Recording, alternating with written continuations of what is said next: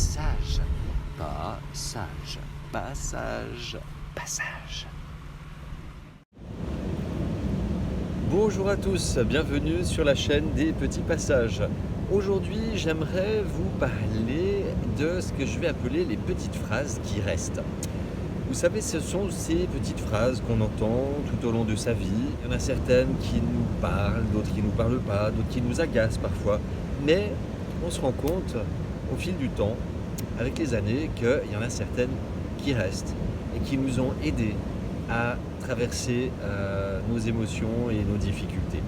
Et moi, j'ai fait une petite liste là de ces petites phrases qui m'ont été dites par différentes personnes et qui, effectivement, encore maintenant, me sont utiles. Elles m'ont permis de mettre dans ma hotte, au fur et à mesure, tous ces outils.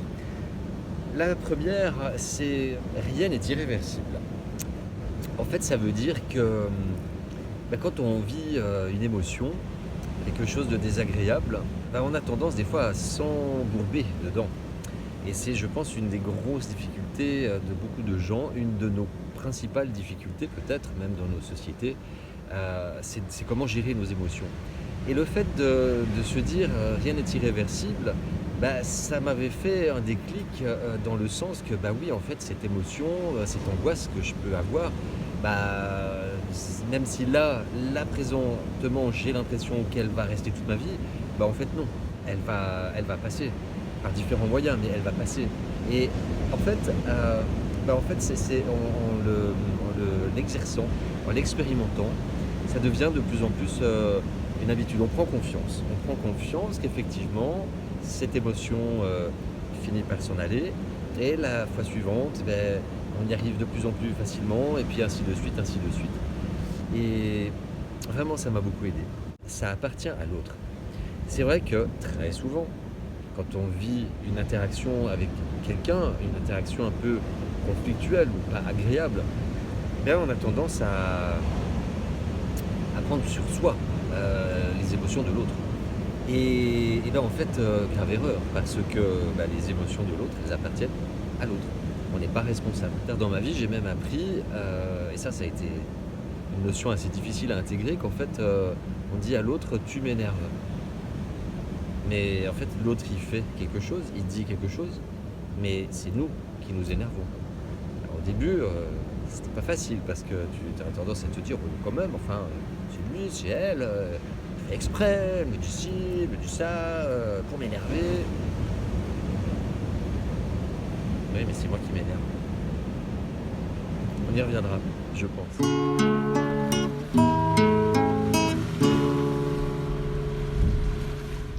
La meilleure maîtrise de soi, c'est de ne pas se justifier. Ça, c'est une de mes collègues dans la première entreprise où j'ai travaillé qui m'avait dit ça.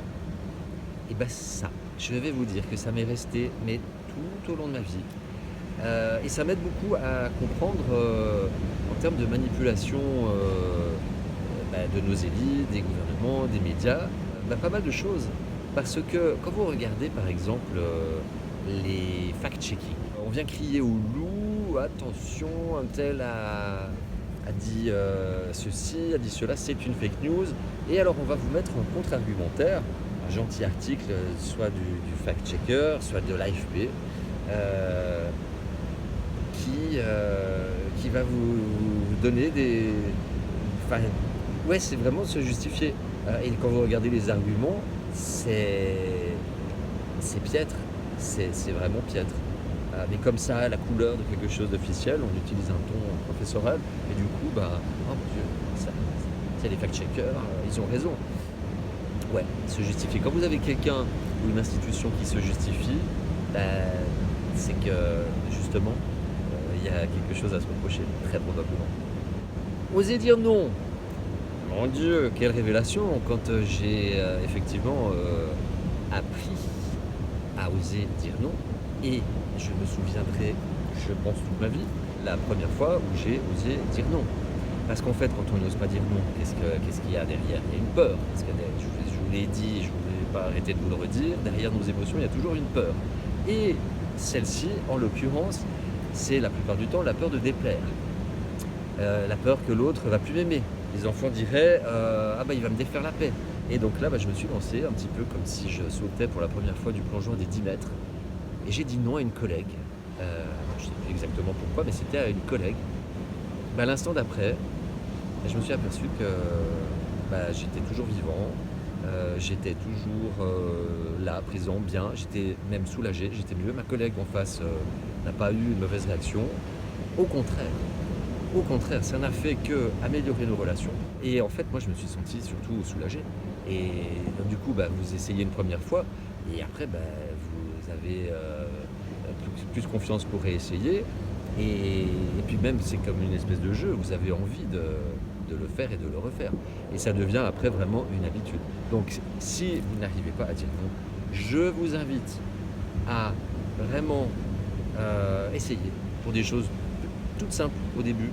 Peut-être avec des personnes où il n'y a pas forcément un enjeu affectif, peut-être pas quelqu'un de votre famille, votre partenaire ou votre patron, des collègues de travail, mais entraînez-vous à dire non. Et c'est très lié au consentement, sujet majeur de cette chaîne des petits passages. Ne pas consentir, c'est dire non.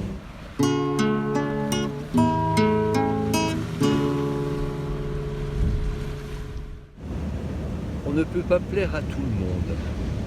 Ça aussi, ça a été une grande révélation. C'est très lié à oser dire non. Mais il faut accepter que dans la vie, effectivement, oui, on ne peut pas plaire à tout le monde, mais que celui qui ne nous apprécie pas, ça lui appartient. Et ça aussi, ça change la vie. À partir du moment où on fait au mieux, qu'on est dans le respect, on peut être tel qu'on est. Personne n'a le droit de le juger, de nous en empêcher. Donc, accepter déjà tel qu'on est nous, et après, on fait ce qu'on veut. Mais effectivement, on peut ne pas déplaire, on peut ne pas plaire à plein de gens, et c'est pas grave. Rester soi-même, ça, c'est ma mère qui me disait, depuis mon plus jeune âge, en boucle, dans la vie, il faut savoir rester soi-même. Et ça ne me parlait pas à l'époque. Et elle le sentait. Et d'ailleurs, elle me disait oh, mais tu sais, je sais que pour l'instant, maman t'énerve, maman t'agace avec ça, quelque chose du style. Mais un jour, tu te rendras compte qu'elle avait raison. Ah, maman. Si tu savais à quel point tu avais raison. Parce qu'effectivement, ça m'a mis du temps pour vraiment le comprendre. Le vivre et l'intégrer, mais je peux vous assurer qu'il n'y a que depuis que j'ai vraiment été authentique, vraiment authentique, ma vie a changé. Ma vie a changé. On met plus de masque. Alors bon, le masque, je ne parle pas du masque Corona Circus, encore qu'il y a un lien, mais le masque social. Ce masque qu'on met parce qu'on a envie d'appartenir à un groupe, parce qu'on a envie de plaire, d'être intégré, que sais-je. Et puis des fois, en fait, on met ce masque, on se sent obligé de le mettre, mais on n'a pas besoin. Ça fait partie de ces barrières et de ces obligations qu'on se met soi-même. Mais à partir du moment où on décide de ne plus le mettre, tant qu'on est dans le respect de l'autre et du vivant, je précise, tout est permis. Et ça va même plus loin sur des questions d'alignement, de cohérence. Vous ne pouvez pas dire que voilà, c'est pas bien de faire ceci, cela, et puis le faire quand même. Il faut être cohérent. C'est ce que j'appelle l'alignement. Aligner entre ses paroles, ses pensées et ses actions. Ça, c'est quelque chose aussi, probablement, ça fera l'objet d'une vidéo à part entière, l'alignement. Donc rester soi-même, c'est rester aussi fidèle à son éthique. L'éthique, c'est quelque chose de très important. Avec le consentement, c'est très lié. Mais l'éthique, ça veut dire respect de soi-même et des autres. À partir du moment où on est dans cette éthique, on respecte les lois universelles. Tout est permis. Je vous l'ai déjà dit, je vous le redis, il n'y a pas de chef au-dessus de nous. À partir du moment où on respecte le vivant, comme on appelle les êtres vivants, la nature, on n'a pas de chef au-dessus de nous, on est dans la légitimité, et même s'il y a des lois civiles, des lois de la société, pour un système émanant d'un système qu'on n'a pas choisi, qu'on nous a imposé, mais c'est pas grave si on n'est pas en accord avec ces lois, tant qu'on ne tue personne, tant qu'on est dans la légitimité, je vous rappelle, et l'universel, qui implique certaines règles et obligations, hein, pas faire n'importe quoi. Mais à partir du moment où vous êtes dans la légitimité, vous êtes votre propre chef. Votre propre chef.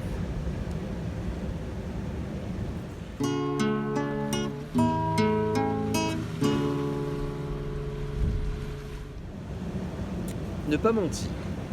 C'est en lien avec l'item précédent. Ne pas mentir, ça veut dire rester aligné, rester centré, rester authentique. Parce que ça aussi, on le voit dans la société, pour différentes raisons, des fois on se sent obligé de mentir.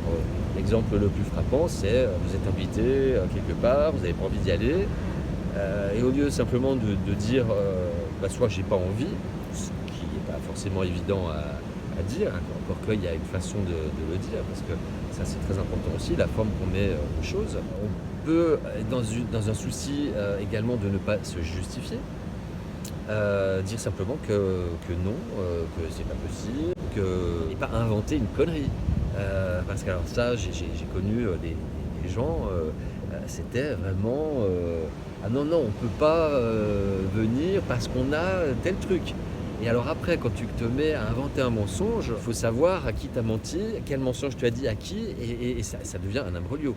Et ça se retourne toujours contre toi. Moi, je me souviens, cette personne, j'ai connu des gens à qui, justement, cette personne avait raconté des bobards, voilà. Ils m'en ont reparlé. Quand tu vois les coulisses du mensonge, l'autre en fait sent bien que tu l'as menti, et donc il perd confiance en toi, mais il n'ose pas te le dire non plus parce que peur de déplaire. Enfin, ça donne des situations. Il vaut mieux en rire, mais c'est tragicomique. Dans la vie de tous les jours, ça mène à des choses tragiques. Parce que ça prend une énergie folle. Quand tu dois te souvenir de tous tes mensonges, voilà. En plus de ça, au niveau éthique, alignement, tu pédales à côté du vélo. Mais voilà, ne pas mentir. Après, on pourrait venir dire, oui, mais alors le péché par omission, le mensonge par omission, c'est pas un mensonge. C'est à la limite. Mais à partir du moment où on fait au mieux de sa conscience, je pense que c'est déjà pas mal. S'aimer soi-même et l'estime de soi.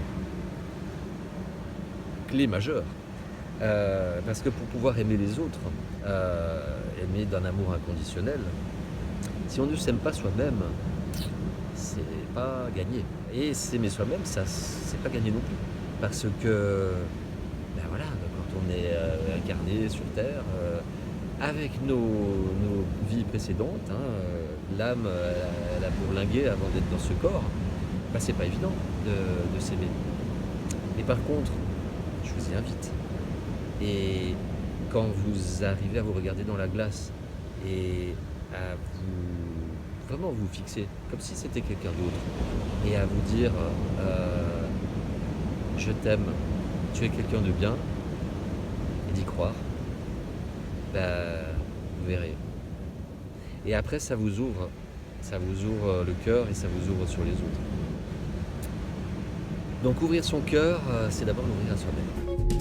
Juste quelqu'un de bien, quelqu'un de bien. Et l'estime de soi, c'est lié en fait. C'est quelle valeur je me donne. Vous avez des gens, vous avez l'impression qu'ils se mettent entre parenthèses pour les autres. Et vous avez envie de les secouer, de leur dire mais attends, mais là, pense à toi. C'est gentil d'être aimable avec les autres, tout ce qu'on veut, mais ne te mets pas entre parenthèses. C'est pas juste non plus. Moi, ça me fait penser au métier d'infirmier.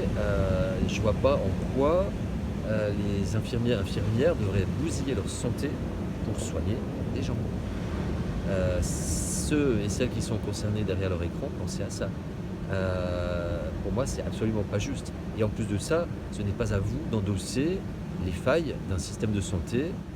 Non, parce que ce que vous faites, c'est déjà énorme. Donc protégez-vous. Protégez-vous parce que les patients, vous n'êtes pas Mère Teresa.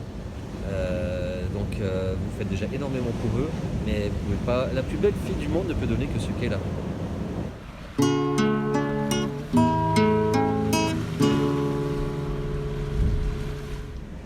Voilà.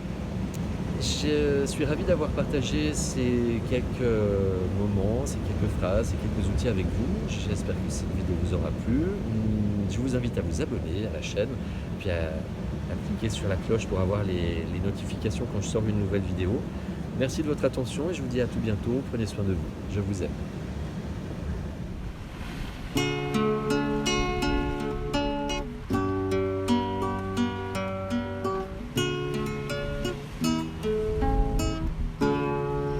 Les petits passages.